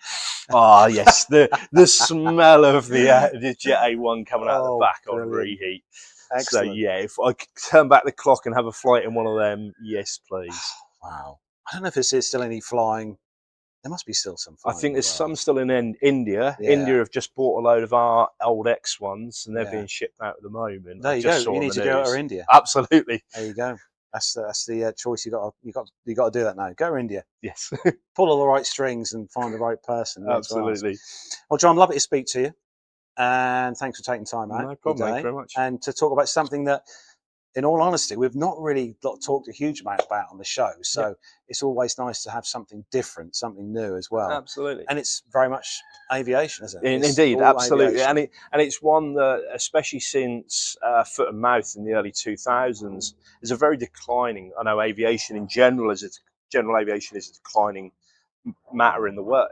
Certainly within the UK, but especially in Norfolk and Suffolk, the hot air balloon community is very, very small. I think there's only about 7 or 8 of us. So yeah, we're always looking for more people to come along, and yeah, we'll happily come up to Priory one morning when we're flying, and we'll see what we can do. I like the sound of that. My wife, if you're listening, there we go. Look, that's one for you. Right, John, thanks for your time. That's all right, no problem. Great to speak to you. You too. And all the best for the future. Thank you very much. Take care. And thanks to John London for that. That was nice to speak to him. It was a lovely day there as well. But definitely going to take him up on that offer of a balloon ride. It's one of those things Gemma's always wanted to do. As I was saying to the guys a moment ago. What about you, Nev? Have you do you fancy taking Mrs. Nev on a balloon ride? I would actually. Yeah, I've never done that before. Never been in a balloon at all. Would love to do that one of these days. Yeah. Do they have any ones around Buckinghamshire, Nev? Plenty local. I mean, it's all weather dependent, as John was saying, and obviously the wind speeds have to be quite low in order to operate these things. But yeah, we see a few around in the local fields here. Yeah, definitely. What about you, Nick? Fancy taking the little ones up? Yeah, absolutely. I'd absolutely love to. My only experience was going in a tethered balloon at a hotel that I worked at when I was a teenager. I think we went about, I don't know, probably 100 feet up or something like that. And yeah, it was a great experience. But yeah, it'd be really good to do a proper flight in one for sure. Yeah, and I know John will probably be watching this back because I know for a fact, I think I heard from Richard Flagg earlier that John is probably watching the football tonight, but he will be watching this back. So thanks again, John, for coming on and joining me on there. And some nice comments in the chat room as well. Richard Adams and that saying another great interview. So thanks. Yeah, I enjoyed the day. I shall be, hopefully all being well, fingers crossed, weather permitting, be heading back to Priory Farm in September for their next flying. So looking forward to that. Right, Nev, it's time for next part of the show. So handing over to you. Current football score, England 0, Argentina 0 after 32 minutes. Just thought I would add that in for anyone that's interested. But more importantly, it's time for the military segment. What's up, Buggies 13550, Angel 16, heading 340. Okay. 100 St. Buggies.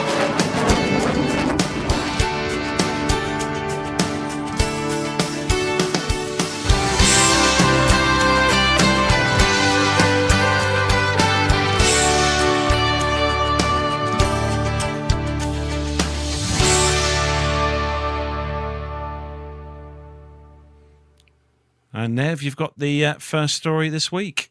Yeah, it's on the aviationist.com, and it says that footage has emerged showing a Greek F-16 on fire after emergency gear-up landing on the island of Zakynthos, commonly known as Zante.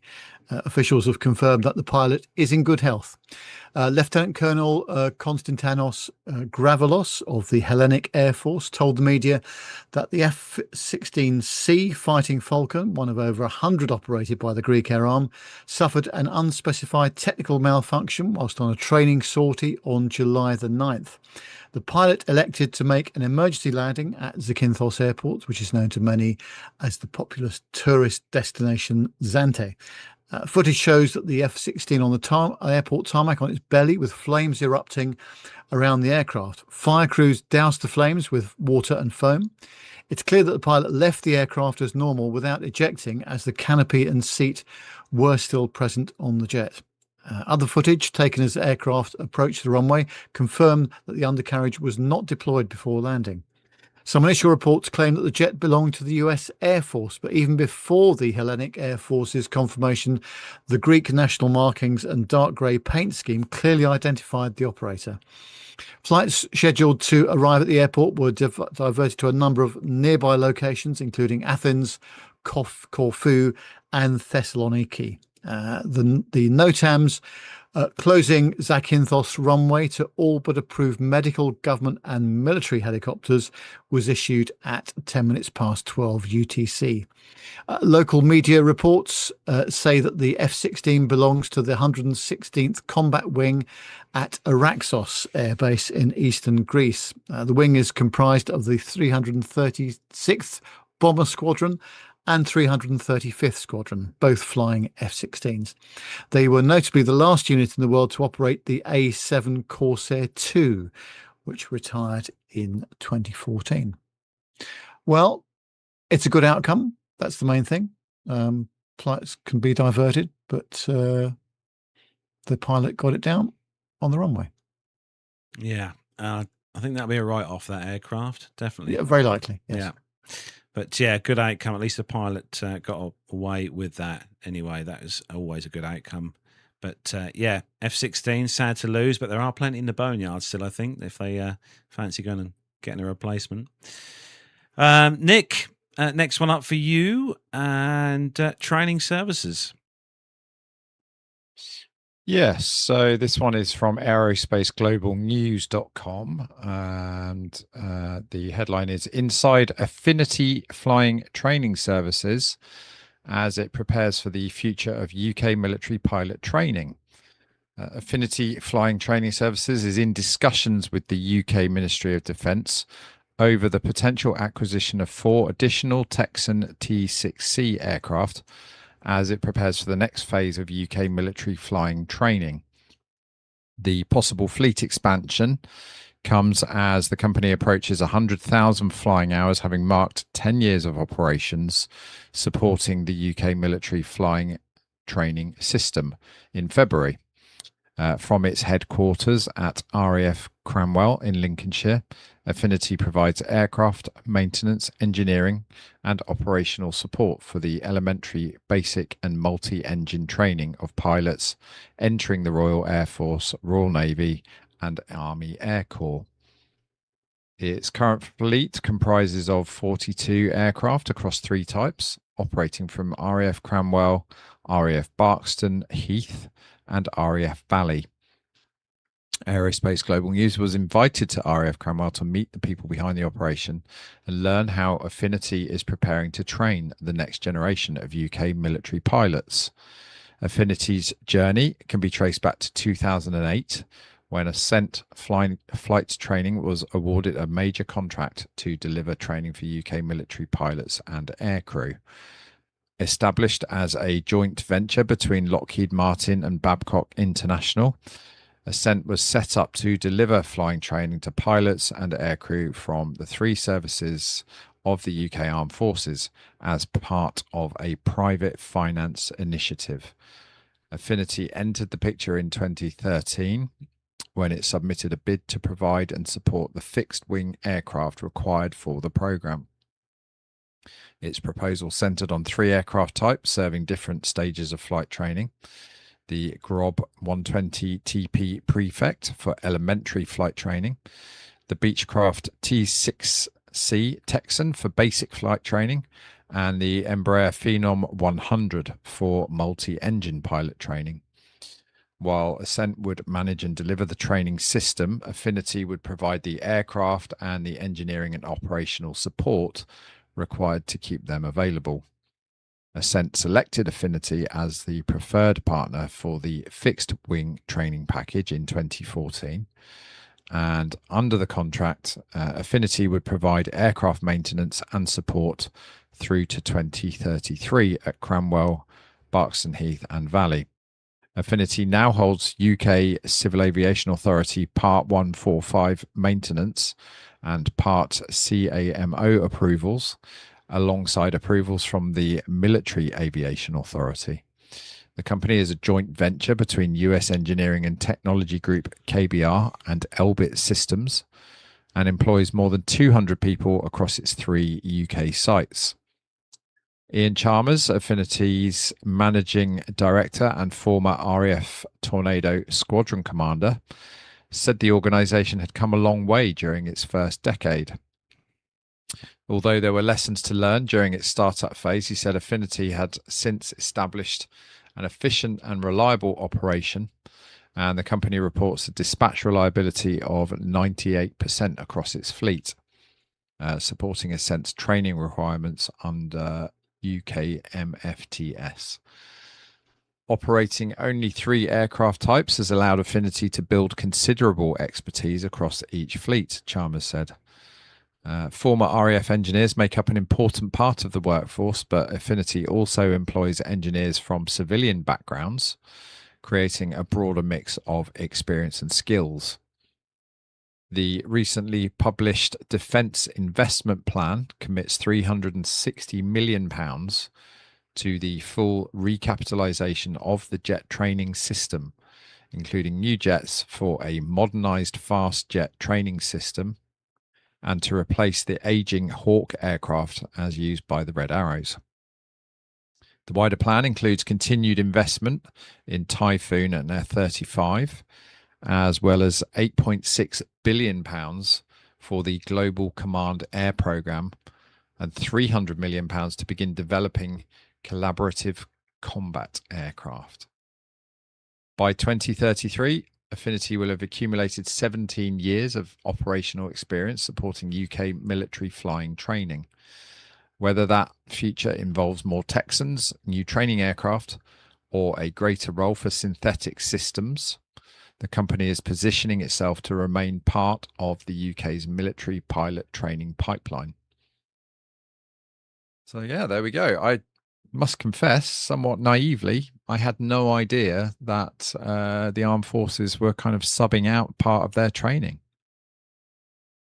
It's a good way of learning, though. With those 3 different aircraft I use for training, though, you can move from a prop powered aircraft to a jet, an actual jet engine powered aircraft through your training. Yeah, those Texans look quite cool, don't they? I think I'd quite like to have a go in one of those. Yeah. Be interesting to see that the cost of this training would be with Affinity. But I suppose if you're going through the Royal Air Force, your training costs are covered by the Royal Air Force, I assume. Yeah, be interesting to see though for the taxpayer what that cost is on a sort of per pilot basis. Yeah, not a cheap thing to do, as we all know. But yeah, good on Affinity, and yeah, hopefully they'll be bringing in some more fresh pilots into the Royal Air Force to fly all these next generation jets that they're planning on building over the coming years. Right. Well, that is about where we're going to start to wrap things up for this week's show. But we're going to have a quick round robin, as we always do on the show, see what everyone else is up to this week before we do some social media links. But Nev, anything exciting planned for the rest of the week or the weekend? No, actually, although we are going to the Keep Fit Club on Thursday, and we haven't been for several weeks, and that will result in pain and suffering on Friday, I'm sure. But we'll give it a go. But at 64 years old, I'm one of the youngest people there, and there's people considerably older than me that are a lot fitter than me as well. So we'll see how that goes. But yes, it's also quite warm as well. So luckily we're going in the morning, so it's not too bad. But we'll see how we get on. I expect, Nev, with the favourite bit for you is swimming. Yes, we go on a Tuesday for swimming, and yes, it's also go to a club on Monday. Nothing to do with fitness, but I must ask the gentleman who he knows who he is whether I can use his name. It's very nice to meet him again this Monday just gone, and he's a keen listener to the show as well. So when I see him on Monday, I'll ask him if I can actually use his Christian name on the show. That's always good, Nev. Nice to hear. Yeah. How about you, Nick? Two-wheeled fun this weekend, or are you doing something else? Yeah, I'm actually going over to the Isle of Wight for the weekend, so going to take the bike over. But yeah, I've just joined a gym as well, so I'm a bit like you, Nev. I'm sort of discovering muscles I didn't realise I had, and achy bits, and so trying to be a bit more healthy in my advancing years. Yeah, I keep getting asked to do the same thing, Nick, but no, not for me. There's literally one at the end of our road here, but no, no, not. Well, for I've me. committed to a 12-month membership now, so I'm kind of stuck with it. So, yeah, you never know. And that's the thing. I'd rather spend membership money on going to watch aircraft and retro airline parts for your studio. I've not brought any new bits yet, Nev. No, okay. No, not. I'm still. The wall is still vacant down this end, but I'm holding off. I have been. I will admit to the listeners and the viewers of the show that I have been looking at a 757 window from one of Jet 2's fleets to go on the wall over there. Oh, that sounds nice. Yeah, because it kind of finishes my top three, really. The TriStar window I've got, the 777 window I've got. So I just needed the 75 window, and I'm finished. I'm done. But I have to say they're not cheap at all. But with my 50th birthday coming up next month, that may be something to put on the can I have list, please. We'll find out. How much for a 5.7 window then? They start at around 250, sort of upwards from 230, 250, 300 quid for a window. So yeah, it depends on the aircraft, because do you remember Jet 2 had that 7.5 with the silver, like the gunmetal silver fuselage, rather than the normal generic white? I think I know the one you mean. Yeah. Those ones are quite sought after to get, which I see why, because it was a really stunning livery on the 7.5 that Jet 2 had with that silver kind of cover or paint. So yeah, we'll find out. Anyway. Yeah. Right. What am I doing this weekend? Well, I have a weekend of doing nothing really. I've got nothing planned. It's nice. We both have nothing planned this weekend, so intend on enjoying the garden furniture that we brought about 3 months ago and have yet to sit on outside in the garden. So that'll be nice. He says, with the temperatures now falling below 25 degrees Celsius. But there you go. Anyway, Nev, for the benefit of our lovely listeners all across the globe, where can they find more about us online? Yes, have a look at Facebook, X, Instagram, or LinkedIn. Just search those platforms for Plain Talking UK. You can email the show, podcast@plaintalkinguk.com. And we've got a very active PTUK chat room as well. So if you'd like to take part in that, send us an email to podcast@plaintalkinguk.com with your WhatsApp details, and I will add you to the list. The website's plaintalkinguk.com. And there'll be some updates on that at some point soon, I have to say. Don't forget, you can subscribe to our YouTube channel.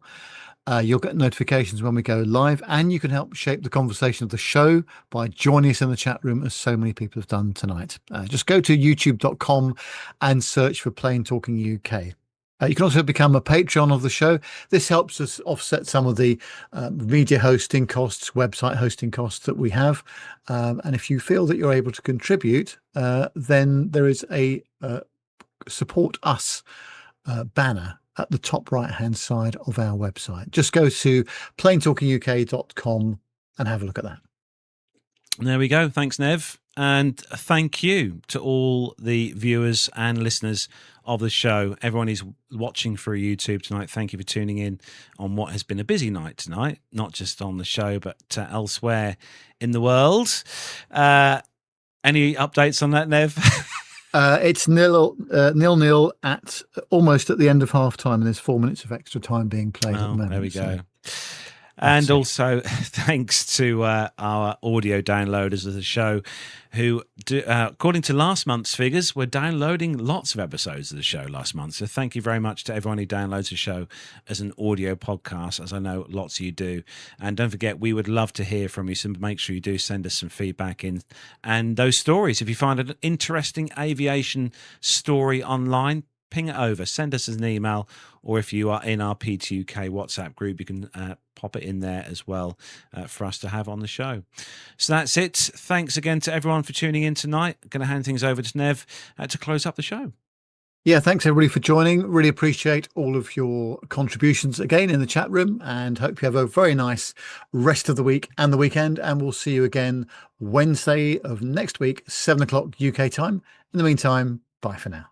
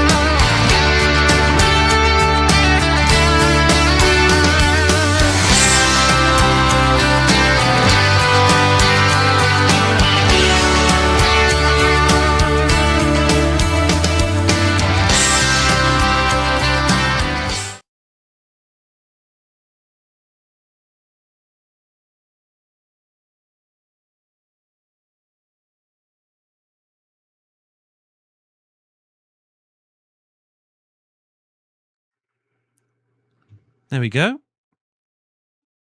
Well done, everyone. Lovely. As There's always. another one done. Yeah, thank you, chat room. Richard Adams noticed there, Nev, that we've got a certain new credits at the end there. Yes, we got some new ones at the start as well. I didn't see those. Yeah, they've also been slightly altered as well. So yeah. Oh, lovely. Yeah. Thanks to Armando for his help with those. Yeah, credits are pretty short now. Yes. Perhaps need to add a little bit more onto the audio at the end of the outro credits. Possibly. But no, thanks. Thank you to everyone as always. We are going to let you all get back to your evenings. I know a lot of you are busy and you're going to head straight off to go and watch England.